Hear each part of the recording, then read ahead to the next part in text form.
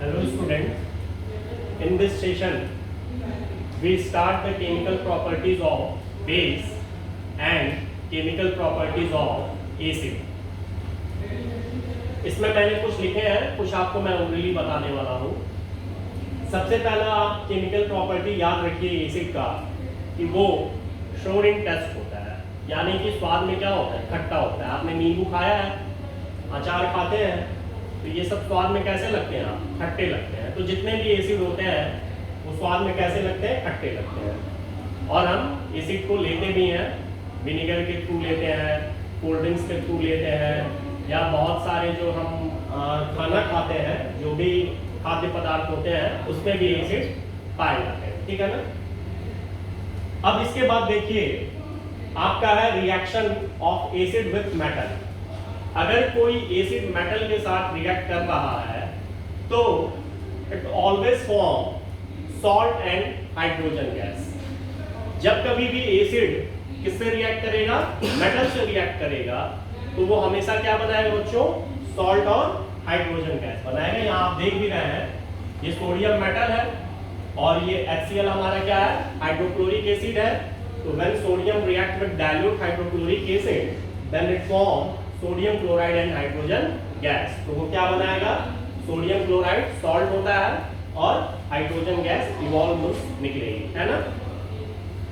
दूसरे में आप देख रहे हैं बच्चे, दूसरा प्रॉपर्टी जो है हमारा है वो है रिएक्शन विद बेस, यानी एसिड का रिएक्शन किससे, बेस से। ये रिएक्शन बहुत इंपॉर्टेंट हो जाता है बोर्ड एग्जामिनेशन के पर्पस से। अगर हम देखें तो ये रिएक्शन हमारा इंपॉर्टेंट है, इसलिए इंपॉर्टेंट है क्योंकि इस रिएक्शन को हम न्यूट्रलाइजेशन रिएक्शन कहते हैं। क्या कहते हैं, न्यूट्रलाइजेशन रिएक्शन कहते हैं। अच्छा, न्यूट्रलाइजेशन क्यों कहते हैं भाई, इसके नाम में ही इसका डेफिनेशन है। न्यूट्रलाइज का मतलब क्या होता है बच्चा, न्यूट्रलाइज का मतलब होता है किसी के प्रभाव को क्या कर देना, खत्म कर देना। तो उसी को हम क्या कहते हैं, न्यूट्रलाइजेशन। यानी जब एसिड और बेस एक दूसरे से रिएक्ट करते हैं तो वो एक दूसरे के प्रभाव को खत्म करके एक दूसरे को निष्क्रिय कर देते हैं, डीएक्टिवेट कर देते हैं। इसीलिए इसका नाम क्या पड़ा है, न्यूट्रलाइजेशन रिएक्शन।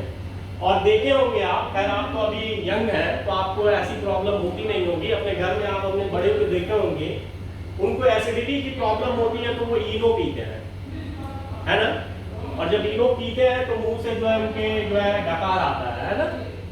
वो इसलिए आता है क्योंकि आप जानते हैं बायो में आप पढ़ेंगे 10th में ही कि हमारे स्टोमक में जो है एसिड बनता है, ठीक है, HCl। उसको जब उसकी मात्रा बढ़ जाती है तो पेट में हमारे जो है जलन होती है ना। तो उसी को न्यूट्रलाइज करने के लिए हम इनो लेते हैं, और इनो एक तरह से बेस होता है। क्या होता है, बेस होता है। और जब वो हमारे स्टोमक में जाता है तो वो उस एसिड को न्यूट्रलाइज कर देता है, जिसके कारण उसका इंपैक्ट जो है एकदम खत्म हो जाता है, कह लीजिए। इसीलिए इसको बोला जाता है न्यूट्रलाइजेशन रिएक्शन। तो इसका डेफिनेशन कभी कभी एग्जाम में आता है कि व्हाट इज न्यूट्रलाइजेशन रिएक्शन। तो एक सिंपल लाइन में, एक लाइन में, those reaction of the reaction of acid and base is known as neutralization reaction। Acid और बेस जब एक दूसरे से रिएक्ट करते हैं तो इसी को हम न्यूट्रलाइजेशन रिएक्शन कहते हैं। And when acid react with base या when base react with acid, then it form the salt and water। तब वो क्या बनाते हैं, salt और water बनाते हैं। तो यहाँ पे आप देख रहे हैं कि हमारा ये सल्फ्यूरिक एसिड है, ये हमारा बेस है सोडियम हाइड्रोक्साइड, दोनों एक दूसरे से रिएक्ट किए और सॉल्ट और वाटर बनाए। तीसरी प्रॉपर्टी है एसिड की chemical property, reaction with metal oxide. अगर कोई एसिड मेटल ऑक्साइड से रिएक्ट करे तो क्या होगा, ठीक है ना। तो when acid react with metal oxide then it forms salt and water. तब वो क्या बनाता है, सॉल्ट एंड वाटर वो तब भी बनाता है। आप देखेंगे 10th स्टैंडर्ड में मैक्सिमम आपको कह लीजिए 90% जो एसिड का रिएक्शन है उसमें सॉल्ट, वाटर, सॉल्ट, हाइड्रोजन, ऐसा कंपलसरी नहीं है। मैं आपको 90% कह रहा हूँ, है ना। चेंजेस होते हैं लेकिन वो चेंजेस आप डिटेल में 11th क्लास में देखेंगे। 10th स्टैंडर्ड में आपको 90% रिएक्शन ऐसे ही मिलेंगे, ठीक है ना। तो रिएक्शन विद मेटल ऑक्साइड, तो जब कभी भी कोई एसिड किसी मेटल ऑक्साइड से रिएक्ट करता है तो हमेशा क्या बनाएगा, वो सॉल्ट एंड वाटर बनाएगा। क्या बनाएगा, सॉल्ट एंड वाटर, ठीक है। यहाँ पे आप देख भी रहे हैं ये हमारा हाइड्रोक्लोरिक एसिड है, ये हमारा मेटल ऑक्साइड सोडियम ऑक्साइड है। When acid react with metal oxide then it form the salt and water. इसके बाद है हमारा reaction of acid with metal carbonate. यदि मेटल कार्बोनेट से रिएक्ट कर रहा है तो क्या होगा, ठीक है ना। तो जब कभी भी कोई भी एसिड किसी मेटल कार्बोनेट से रिएक्ट करेगा तो it always form salt water and evolve carbon dioxide gas. ये प्रैक्टिकल हम लोग लैब में करेंगे, ये वाला प्रैक्टिकल और ये ऊपर वाला प्रैक्टिकल हम लोग लैब में करेंगे। तो एक चीज यहां से पूछता है, खैर ये ऐसा नहीं कि यही पूछेगा, लेकिन ये आपको पता होना चाहिए कि कहीं से भी जब कार्बन डाइऑक्साइड गैस निकलती है तो जो सोल्यूशन होता है वो मिल्की हो जाता है, ठीक है ना। तो बोर्ड एग्जाम में कुछ क्वेश्चन ऐसे आते हैं जिसमें क्वेश्चन को आंसर देने के लिए क्लू देता है कि भाई सोल्यूशन मिल्की हो गया। क्या हो गया? सोल्यूशन मिल्की हो गया। आगे के हम चैप्टर्स में देखेंगे ऐसे क्वेश्चन आएंगे। तो मिल्की का मतलब जहां बोला कि सोल्यूशन मिल्की हो गया, मतलब कुछ तो ऐसा है भाई जिससे कारण क्या निकल रहा है, CO2 गैस निकल रही है, तो वो सोल्यूशन को मिल्की, ये इसकी प्रॉपर्टी होगी, खासियत, ठीक है ना।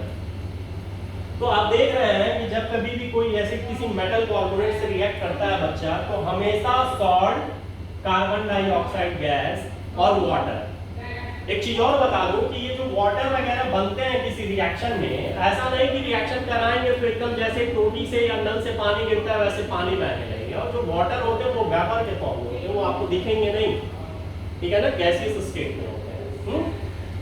तो रिएक्शन विद मेटल कार्बोनेट, तो जब कभी कोई एसिड मेटल कार्बोनेट से रिएक्ट करेगा बच्चों, तो हमेशा सॉल्ट, कार्बन डाइऑक्साइड और कौन सी क्या बनाएगा, वाटर बनाएगा, ठीक है ना। यहाँ पे आप एग्जांपल में देख रहे हैं, हमने मेटल कार्बोनेट की जगह क्या लिया है, सोडियम कार्बोनेट। जरूरी नहीं है कि यही लें, आप कुछ भी ले लें, कैल्शियम कार्बोनेट ले लें, ठीक है ना, लेड नाइट्रेट ले लें, ठीक है ना, जिंक कार्बोनेट ले लें, जिंक नाइट्रेट ले लें, कोई भी सॉल्ट आप ले लें, ठीक है ना। और उसका जब आप एसिड से रिएक्शन कराएंगे तो हमेशा क्या बनेगा, सॉल्ट, कार्बन डाइऑक्साइड गैस और क्या बनेगा, वाटर, ठीक। तो ये अभी तक हम पढ़े थे बेस का, सॉरी एसिड का। अब हम पढ़ेंगे बेस का। तो देखिए अगला मैंने बेस भी लिखा है, साथ ही साथ मैं इन दोनों टॉपिक को पढ़ा रहा हूँ ताकि जब आप कंपेयर करके पढ़ेंगे तो आपको इजीली ये समझ में आएगा, ठीक है ना। तो देखिए बेस में हम सबसे पहला पढ़ेंगे, बेस में हम 3 रिएक्शन पढ़ेंगे। पहला रिएक्शन है हमारा बेस का, रिएक्शन विद मेटल। अगर कोई बेस किसी मेटल से रिएक्ट करेगा तो क्या होगा। तो मैं एक चीज बता दूं कि जैसे जितना आसानी से एसिड मेटल से रिएक्ट करता है, बेस से सारे बेस मेटल से रिएक्ट नहीं कर सकते हैं, ठीक है ना। जो स्ट्रॉन्ग होंगे वही करेंगे, जैसे सोडियम हाइड्रोक्साइड, लिथियम हाइड्रोक्साइड और पोटेशियम हाइड्रोक्साइड, ठीक है ना। तो ये आपका यहाँ भी वही काम है, यहाँ भी वही प्रोडक्ट बनेंगे जो एसिड के साथ हो रहा था। यानी एसिड में भी जब आपका मेटल रिएक्ट कर रहा था एसिड से, तो सॉल्ट एंड हाइड्रोजन गैस बन रही थी। बेस में भी जब कोई मेटल किसी बेस जब बेस में भी जब कोई मेटल रिएक्ट करता है, बेस से कोई मेटल बेस से रिएक्ट करता है, तो यहाँ भी आपका क्या बनता है, salt and hydrogen gas. Hydrogen gas निकलती है और सॉल्ट नीचे प्रेसिपिटेट के फॉर्म में आकर के बैठ जाएगा तली में उसके, ठीक है ना। तो यहाँ पे आप देख रहे हैं कि हमने एज अ बेस लिया है सोडियम हाइड्रोक्साइड को और एज अ मेटल लिया है हमने जिंक को। जब जिंक इससे रिएक्ट किया है तो ये सोडियम जिंकेट बना है। क्या बना है, सोडियम जिंकेट। जिंकेट मैंने आपको 9th में एटम एंड मॉलिक्यूल जब पढ़ाया होगा तो वहां पे जिंकेट का सिंबल लिखवाया होगा। आप एक बार 9th के 3rd चैप्टर एटम मॉलिक्यूल से गो थ्रू हो जाइए केमिस्ट्री 10th की समझने के लिए, क्योंकि उसमें सारे सिंबल, आयन, बेसिक चीजें दी हुई हैं। तो वो जब आप रटे रहेंगे तो रिएक्शन आपको रटना नहीं पड़ेगा, यहाँ पे आप समझ के लिखेंगे, ठीक है ना। तो ये क्या बन गया कि जब कभी भी बेस रिएक्ट करता है किसी मेटल से तो सॉल्ट एंड हाइड्रोजन गैस, यहाँ पे हमने हाइड्रोजन ये सोडियम हाइड्रोक्साइड लिया, जिंक से रिएक्शन कराया तो सोडियम जिंकेट और क्या बना, हाइड्रोजन गैस बना। दूसरा हमारा रिएक्शन है reaction with non metal oxide. अगर कोई भी बेस किसी नॉन मेटल ऑक्साइड से रिएक्ट करेगा बच्चा, तो हमेशा वो जो है सॉल्ट एंड वाटर बनाएगा। क्या बनाएगा, सॉल्ट एंड वाटर बनाएगा। जैसे यहाँ पे हमने क्या लिया, लाइम वाटर लिया है, लाइम वाटर मतलब क्या, जिसको हम अपने घर की बोलचाल भाषा में या गांव में हम जिसको दूधिया बोलते थे, है ना, तो वो वही क्या है हमारे यहाँ पे लाइम वाटर है। तो आप लाइम वाटर जो होता है कैल्शियम हाइड्रोक्साइड, एक लाइम स्टोन होता है, लाइम वाटर होता है, स्लैक लाइम होता है, ठीक है ना, तो ये सब है। तो यहाँ पे आप देख रहे हैं कि जब ये इससे रिएक्ट कर रहा है, ये नॉन मेटल ऑफ ऑक्साइड है, कार्बन क्या है, ये कार्बन डाइऑक्साइड क्या है, non metal of oxide, carbon non metal हो गया, ऑक्सीजन है तो ऑक्साइड हो गया, तो नॉन मेटल ऑक्साइड हो गया वो। तो जब कभी कोई बेस किसी नॉन मेटल ऑफ ऑक्साइड से रिएक्शन करता है बच्चों, तो हमेशा सॉल्ट और क्या बनता है, वाटर। तो यहाँ सॉल्ट क्या बन रहा है, कैल्शियम कार्बोनेट, क्या बन रहा है, कैल्शियम कार्बोनेट, ठीक है ना, ठीक। और ये वाटर, लास्ट रिएक्शन है हमारा बेस का, जो कि हम ऊपर अभी पढ़े, reaction of acid with base पढ़े थे, है ना। और अगर वही मैं कह दूं कि reaction of base with acid, तो क्या कुछ और हो जाएगा, अरे भाई एसिड बेस से रिएक्ट करे या बेस एसिड से रिएक्ट करे, बात तो एक ही है ना। तो जब कभी भी कोई भी एसिड कोई भी बेस जब किसी एसिड से रिएक्ट करता है बच्चों, तो सेम वही काम, न्यूट्रलाइजेशन, क्या होता है, न्यूट्रलाइजेशन। तो यहाँ भी क्या हो गया, इसका न्यूट्रलाइजेशन हो गया, और न्यूट्रलाइजेशन होने के बाद क्या बनता है, सॉल्ट एंड वाटर बनता है। तो ये था हमारा आज का session. Thank you for today.